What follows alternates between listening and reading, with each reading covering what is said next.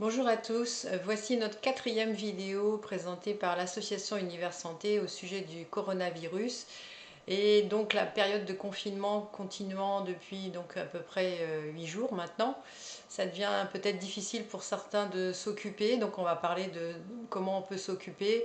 Je pense aussi à ceux dont on parlait dans la deuxième vidéo qui ont peur de la situation, de la maladie, enfin d'un tas de choses du fait d'être aussi enfermés. Ils peuvent se référer donc à cette vidéo numéro 2 que vous trouvez sur le site d'Univers Santé, www.univers-du6 santé sans accent 28.fr. Donc vous allez trouver sur la page d'accueil un lien qui va directement sur la chaîne YouTube de l'association où vous trouverez toutes les vidéos. Alors, en dehors de ça, c'est sûr qu'on va plutôt bien passer nos journées si on arrive à équilibrer activité physique et activité statique. On va parler un petit peu de tout ça. Et c'est sûr aussi que ça permet, c'est comme tout temps de crise, il y a des côtés positifs, de retrouver un rythme de vie plus humain, plus nous correspondant, et donc des relations humaines aussi, puisqu'on se téléphone plus, on communique par internet et de différentes façons, donc ça c'est très positif. Et donc on se retrouve à avoir une vie un peu plus naturelle, bizarrement, alors qu'on est enfermé. Et donc peut-être que pour l'avenir ça nous servira de leçon et de pouvoir mieux équilibrer notre vie alors qu'elle est souvent très stressée pour beaucoup d'entre nous. Aujourd'hui je vais vous parler d'abord de les expériences culinaires qu'on peut faire, même si je ne vais pas m'étendre sur le sujet puisque une collègue le fera bientôt normalement. Les expériences en fait elles sont assez simples en cuisine. Je m'amuse à en fait associer des choses que j'ai jamais associées et puis de découvrir si ça peut être bien ou moins bien, et donc des fois ça fait des bonnes expériences et des fois d'autres moins bonnes, mais c'est l'aventure de ces expériences et qui est plutôt sympathique au final. Donc j'ai fait ces petites expériences il n'y a pas longtemps. Donc j'ai associé quelque chose de très simple et que j'ai trouvé assez goûteux au niveau d'un dessert. J'ai mixé ensemble. Alors une fois c'était une pomme, un kiwi et une clémentine. Et une autre fois j'avais remplacé la pomme par une banane. Vous voyez, c'est très simple. Et à tout ça j'ai ajouté un petit peu de jus de citron, maximum un demi jus de citron. Donc quand vous mixez tout ça très fin, ça fait une espèce de compote mais pas cuite, donc avec toutes les vitamines qui sont encore bonnes. Sachez que donc dès que on laisse à l'air ambiant, hein, ça s'oxyde et puis les vitamines disparaissent au fur et à mesure, donc c'est à manger assez rapidement.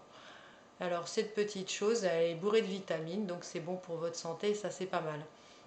Ça me rappelle une expérience aussi qu'on avait faite avec l'association Univers Santé par le passé, il y a un peu plus d'un an, je crois. On avait fait un atelier, on avait fait expérimenter les gens pour qu'ils trouvent ce qui est bon pour leur propre santé, puisqu'on a en fait un terrain différent chacun, un patrimoine génétique différent. En fait, il y a besoin de s'écouter et on n'apprend pas trop à s'écouter. Alors on avait fait l'exercice qui n'était pas facile, je vous l'avoue, mais c'est le temps de s'exercer justement en ce moment. Au lieu de regarder les aliments un par un et de se dire ah celui-là je l'aime bien, ou celui-là on m'a dit que c'était bon pour la santé donc je vais le prendre, eh bien non, il s'agit d'une troisième solution. Il s'agit de se connecter, enfin de penser, de se concentrer sur l'aliment et d'essayer de sentir si notre corps, voilà, en dehors de l'aspect gustatif, en aurait besoin. Et ainsi, je pense qu'on a des moyens plus sûrs de s'alimenter en fonction de nos propres besoins qui sont très différents d'une personne à une autre. Alors je vous invite vivement à faire ces petites expériences-là, même si ce n'est pas très évident. Après, quand la crise sera finie, on pourra en reparler avec les thérapeutes d'Univers Santé et les gens qui voudront nous poser des questions ou réitérer l'expérience. Alors pour ce qui est de la créativité, en fait c'est un point important dont on ne parle peut-être pas assez au niveau de la santé, c'est que chaque être humain a besoin de s'exprimer. Et les moyens d'expression sont très variés, très divers, et on en a beaucoup à notre portée, même en étant enfermé, donc ça fait beaucoup de bien de s'exprimer de plein de façons différentes.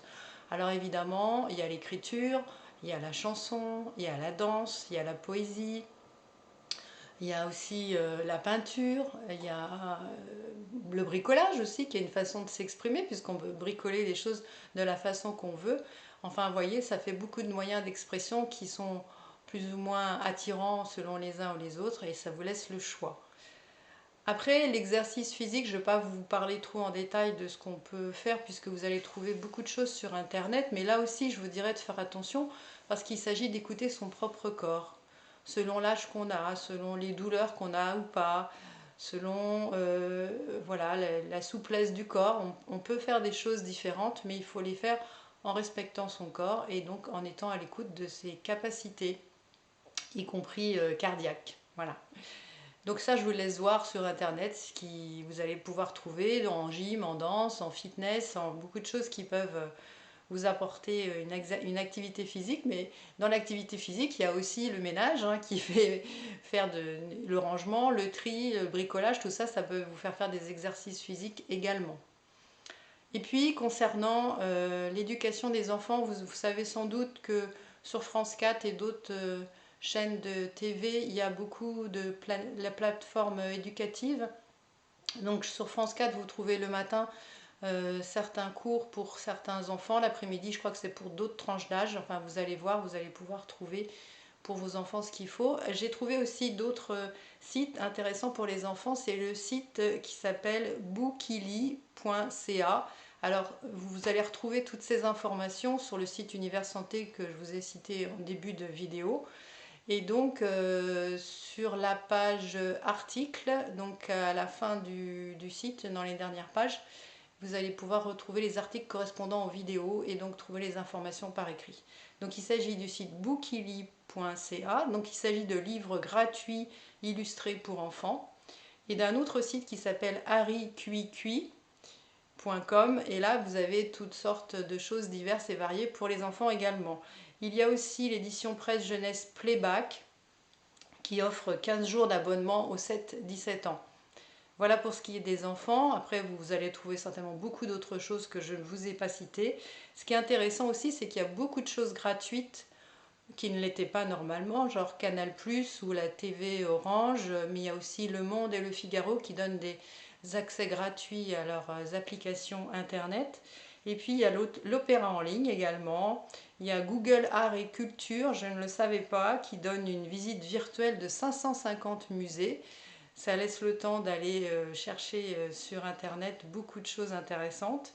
Et puis, il y a toujours ce que certains savent et d'autres pas, des MOOC, donc MOOC gratuits, donc pour apprendre un tas de choses qu'on aurait envie d'apprendre.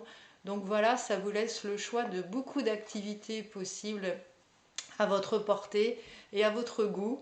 Et je vous souhaite donc maintenant des belles expériences et de belles découvertes en vous retrouvant bientôt et en prenant soin de nous, bien évidemment. Au revoir.